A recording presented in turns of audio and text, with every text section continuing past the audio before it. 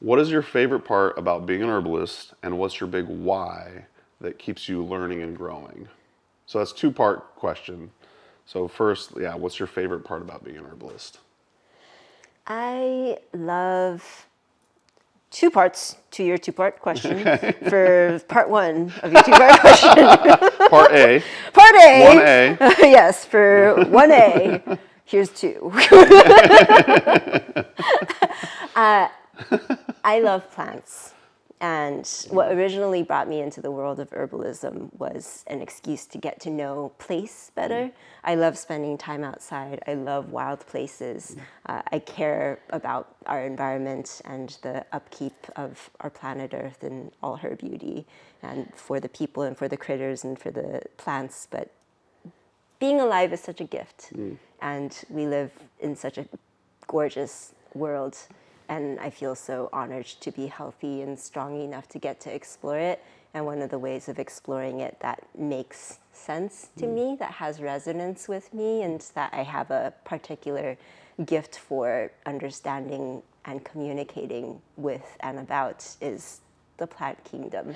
Somehow, that's a ren fun that I got to walk into in this lifetime. So there's that part, is the personal / selfish reason of I love plants, and I love learning, and I love experiencing. And then the other part about that is the herbal realm with the education and the other humans, and the ability to share and be of benefit with the patients that I get to serve and the students that I get to teach. This is powerful medicine that is bountiful in the landscape in which we get to inhabit, as well as in our kitchens with kitchen herbalism, as well as in our ancestry with all the plants and all the people that tended to and learned about and worked with these plants throughout our personal history, as well as the history of whatever landscape it is that we get to inhabit, either short-term or the landscape of our birth, regardless of if that aligns with the landscape of our ancestral bloodlines. And there's just all these intersecting stories and magic and beauty that it feels like a gift to get to learn and experience, and it also feels like a gift to be able to be of benefit and give back in this way. Love it. Flipping that one back to you. Yeah. Yeah. Well, like you said you were going to do. You were going to... It's just funny. I feel like it's my life's purpose to do this. I can't really see it any other way. It's a very odd experience. Like, how I got into herbalism was through nutrition. I got into nutrition because I was wondering why I felt so sad and so lost. And what I found was eating nutritious food actually helps make you feel better. So here I am, like a late teens kid, trying to make himself feel better, and nutrition helped, other things helped, and then it's funny how nutrition just kind of led me into this world of plant medicine. You know what I mean? Like they seem to overlap a lot. In fact, I feel like a lot of the herbalists that I have come across are almost borderline nutritionists or dietitians in a way. So I kind of followed those breadcrumbs, or the golden thread, if you will, and then I just ended up becoming kind of obsessed with this whole world of herbalism. I met all of the characters in the not all of them, but a lot of the herbalism characters via like Herb Mentor Radio and that kind of thing, and I kept going and going and going, and just kind of fell in love with the whole thing. I liked adaptogens. I loved TCM and Ayurveda, and I just kind of kept building. And a lot of what I was really into was dried, cut, and sifted herbs, which is great, right? But then when I got a job at Mountain Rose Herbs, I saw in the break room a pamphlet for the Columbine School of Botanical Studies. And so I was like, this is what I'm getting goosebumps thinking of right now. I was like, that's next on my journey.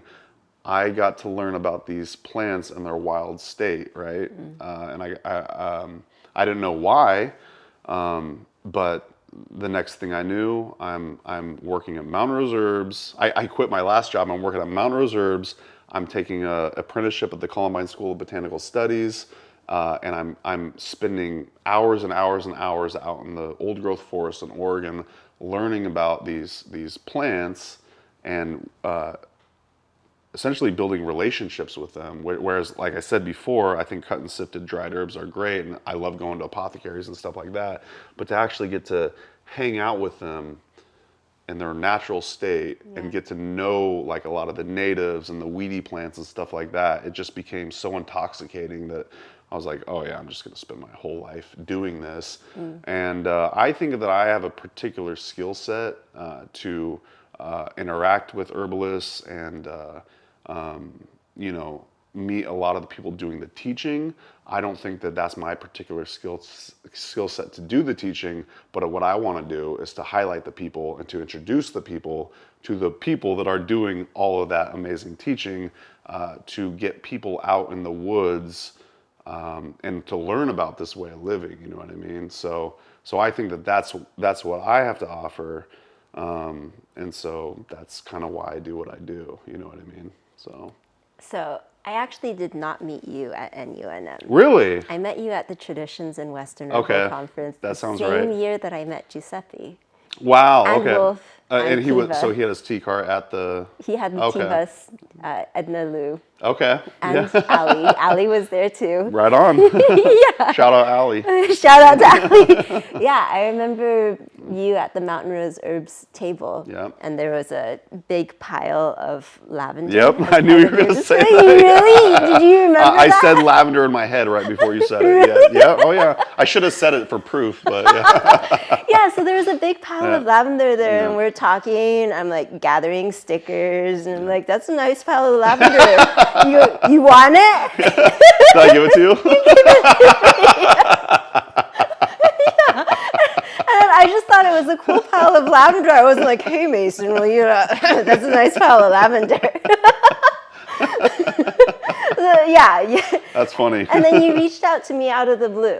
Yeah. Really? Yeah, For HerbRally? for Mountain Rose. Oh, for Mountain Rose. Yeah, Okay. like, hey, do you want to write an article? Wow. Yeah. Okay. Yeah. Like somehow you make these connections with people, and then you're able to maintain these connections over time and put people together in these ways that make sense and work out and somehow maintain connections over time. And what a gift. Yeah. Thanks.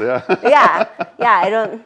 That's not my wheelhouse. So we all fit into this herbal puzzle all together. I think so. Yeah.